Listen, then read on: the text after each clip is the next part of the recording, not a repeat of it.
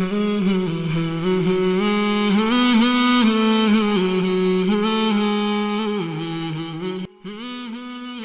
بخاری حدیث نمبر 33۔ ہم سے سلیمان ابو الربیع نے بیان کیا، ان سے اسماعیل بن جعفر نے،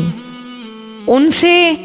نافع بن مالک بن ابی عامر ابو سہیل نے،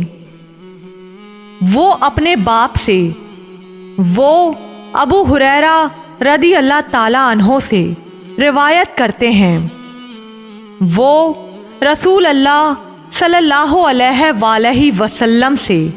نقل کرتے ہیں کہ آپ صلی اللہ علیہ وآلہ وسلم نے فرمایا، منافق کی علامتیں 3 ہیں، جب بات کرے جھوٹ بولے،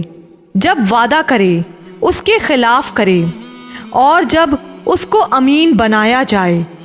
تو خیانت کرے۔